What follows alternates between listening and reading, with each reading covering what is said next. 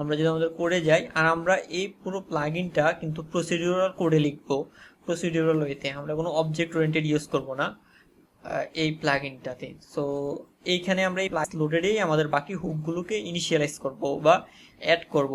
So আমরা প্রথম একটা হুক নেই, সেই হুকটার নাম হচ্ছে একটা অ্যাকশন হুক নিব। এই অ্যাকশন হুকটার নাম হচ্ছে, আমি যদি নামটা একটু করি,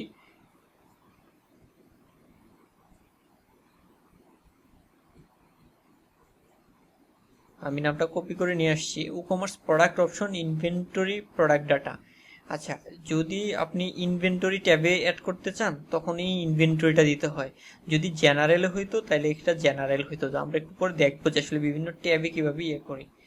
সো তারপর হচ্ছে আমাদেরকে একটা দিতে হবে। সো আমরা কিন্তু বলছিলাম যে আমাদের এই প্রিফিক্সটা আমরা সব জায়গায় ইউজ করব। সো আমরা এই প্রিফিক্সটা অ্যাড নিলাম। সো নেওয়ার পর আমরা দিব যে অ্যাড ফিল্ড। সো আমরা এখানে অ্যাড ফিল্ড নামে নিয়ে নিলাম। সো অ্যাড ফিল্ড নামে নেওয়ার পর আমরা ঠিক এইখানে করব। সো আমরা একটু ডকুমেন্ট লিখে ফেলি, অ্যাড নিউ ফিল্ড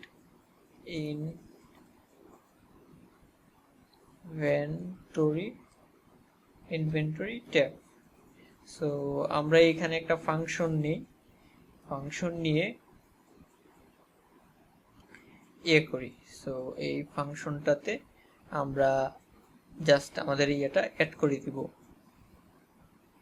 ঠিক আছে। সো এইখানে আমরা কিভাবে অ্যাড করতে পারি, আমরা দুইভাবে অ্যাড করতে পারি। এখানে আমরা কাস্টম HTML লিখে অ্যাড করতে পারি, মানে কাস্টম HTML CSS, অথবা ই-কমার্সেরই কিছু ইউটিলিটি ফাংশন আছে, এই ফাংশনগুলো ইউজ করে আমরা বিভিন্ন ফিল্ড অ্যাড করতে পারি। সো আমরা ই-কমার্সের ইউটিলিটি ফাংশনগুলোই ইউজ করব।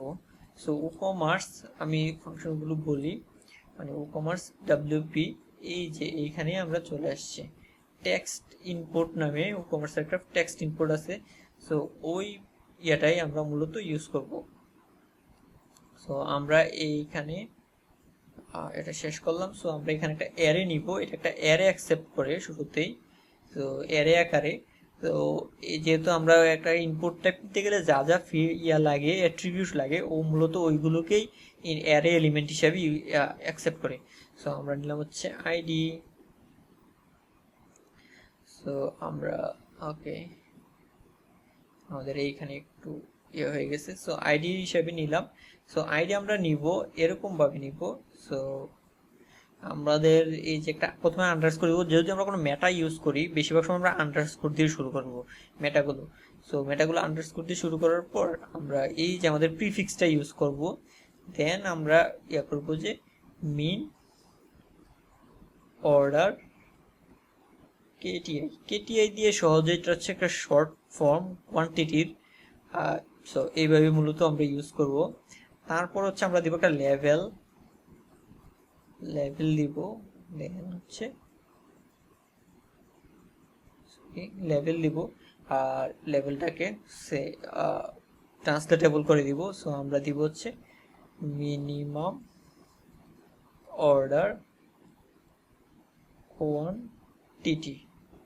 তো আমরা যে টেক্সট ডোমেইনটা আমরা ইউজ করছিলাম, সো আমরা এইখানে আমাদের এই টেক্সট ডোমেইনটা ইউজ করব। সো আমরা এখানে টেক্সট ডোমেইনটা ইউজ করে ফেললাম। তারপর দিব হচ্ছে আমরা একটা টাইপ, এই যে একটা টাইপ দিব। সো যাতে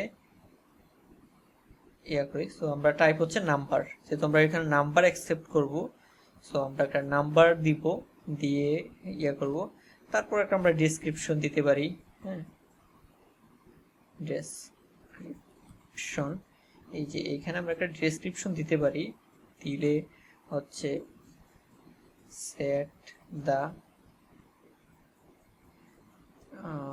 minimum quantity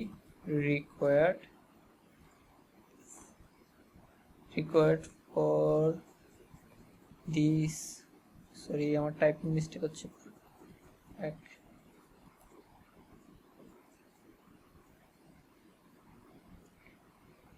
use 0 for unlimited, হ্যাঁ, ইউজ জিরো দিতে পারে। হ্যাঁ, আমরা এরকম একটা ইয়া করে দিতে পারি যে ইউজ জিরো or empty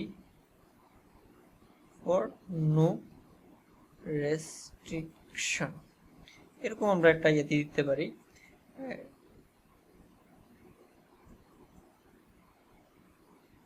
আর এইখানে যেহেতু এটা আমাদের একটা নাম্বার ফিল্ড, সো নাম্বার ফিল্ডের যেহেতু, সো আমরা এখানে আর কিছু ইয়া করি, কাস্টম এট্রিবিউট দেই, যাতে এই নাম্বার ফিল্ডটাতে কিছু রেস্ট্রিক্ট করা যায়। ঠিক আছে, এট্রিবিউটস। সো এই একটা এট্রিবিউটস গুলো হচ্ছে আবার অ্যারে।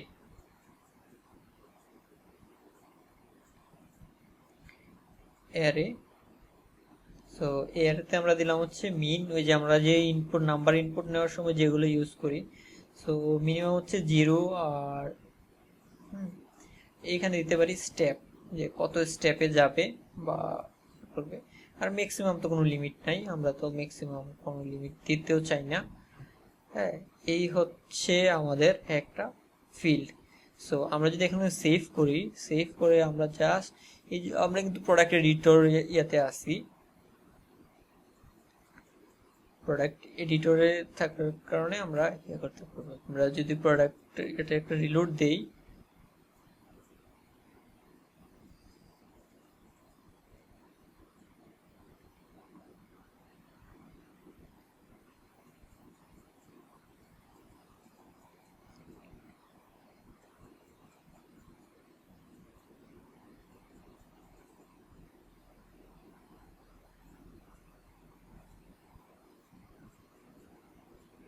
হ্যাঁ এটা চলে আসছে। এই যে দেখেন আমাদের রিলোড শেষ, এই যে চলে আসছে।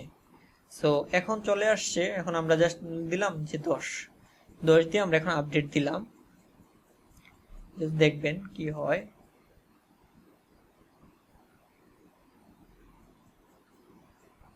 সো আমার প্রোডাক্টটা আপডেট হয়েছে।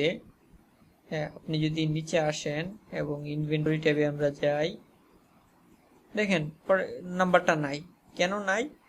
উকমার্স এই যে এই ফাংশন দিয়ে শুধুমাত্র সে ফিল্ড অ্যাড করে, সে কোনো সেভ টেভ করে না। সো এখন আমাদেরকে কি করতে হবে? সেভ করতে হবে। ওকে, নেক্সট এপিসোডে আমরা হচ্ছে এইটার ফিল্ড থেকে নিয়ে ডাটা সেভ করব আমরা।